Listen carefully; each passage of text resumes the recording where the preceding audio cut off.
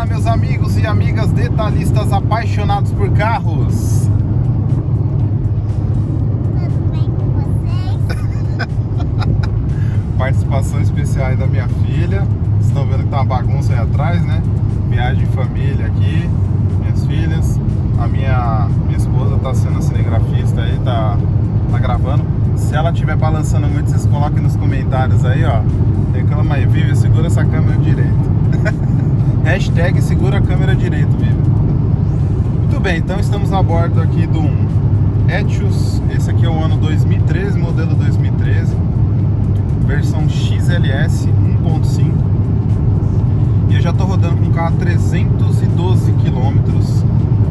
E eu vou falar pra vocês as minhas considerações. Mas assim, eu já conheço bem o carro é meu. Eu sei muito bem como ele se comporta na cidade, né? Mas eu nunca havia pegado ele na estrada.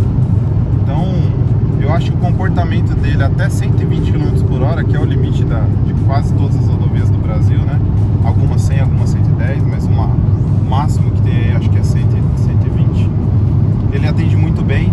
Em alguns momentos, numas retas, eu tentei dar uma passadinha de 120, mas ele grita muito, muito. E eu acho que o consumo dele aumenta bastante. Dá pra perceber que agora eu tô a 110, ele fica mais ou menos 3.000 giros, que é razoável, né? Mas se você pegar uns carros com uma potência um pouquinho maior, né? O escalonamento do motor acho que é um pouquinho melhor, ele fica com uma rotação mais baixa e acaba economizando mais. Eu tô bem curioso para saber o consumo dele na estrada, porque na cidade ele não chega a ser econômico, mas não é o carro mais gastão do mundo. Eu vou fazer um vídeo para vocês mais pra frente falando sobre o consumo na cidade, mas dessa vez eu vou focar no consumo na estrada. Então eu tô a 314 km agora, vai bater 315. Eu já rodei com meio tanque de gasolina, tá? Então no final da viagem eu vou falar pra vocês a média dele. Mas vamos dar as considerações de sentimento ao volante, né? Então assim, como eu disse pra vocês, faixa de 100, 110 km ele fica bem confortável, o som dele fica agradável, mas um pouco mais alta a rotação já não fica legal, ele grita muito, você vê que o carro não desenvolve muito bem.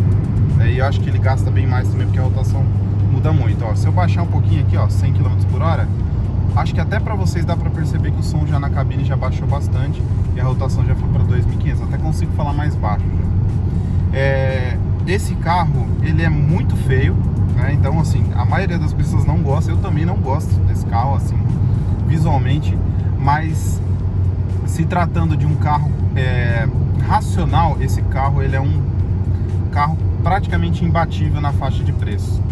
Ele é um carro confiável, absurdamente confiável, não quebra praticamente nunca. Se você obedecer às manutenções, né, fizer tudo em dia, ele não vai quebrar.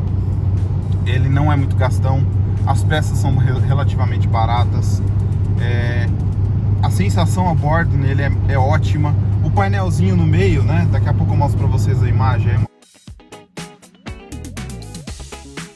Mas assim, vocês já devem conhecer, né, eu já mostrei em outros vídeos, mas o painel dele é no meio, né, então num primeiro momento, quando você começa a guiar o carro, é ruim, né? Aquele painelzinho no meio, a gente está acostumado a olhar para frente, né? Aqui na frente do volante, a velocidade, enfim. Mas depois que você se acostuma, fica natural. É praticamente como olhar no meio aqui, né? Então você não desvia muito o olhar, fica natural, como se o carro fosse como qualquer outro, né? A sensação aqui ao volante é muito boa, a altura do volante é boa, né? Nessa versão XLS eu tenho aqui ajuste somente de altura, não tenho de profundidade, né? Essa versão aqui, que é da época, é a top de linha, não tem esses ajustes. Esse carro aqui não é equipado com nada mais, nada menos do que airbag duplo. E a gente tem airbag duplo e ABS somente. Eu não tenho estabilidade, controle de estabilidade, não tenho nada além disso aí, tá? Então é um carro básico, né? Um carro hoje em dia considerado básico. A direção dele é elétrica, bem gostosa, né? Então se você pega um carro com direção hidráulica e depois começa a guiar um carro desse com a direção elétrica, ele é bem surpreendente, assim, como ele é gostoso. E arrisco dizer que carros mais caros que eu guiei não tem o conforto que esse tem na cabine, tá? Esse carro eu achei ele bem gostoso para guiar.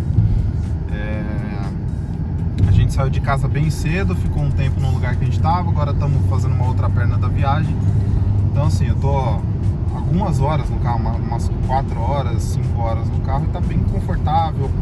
O ajuste para a perna aqui tá bem gostoso. Então assim, é um carro estiloso, confortável? Não é nada disso, mas é um carro que atende muito bem uma família, né? Então eu tenho 2 filhas aqui atrás, tem um porta-malas grande.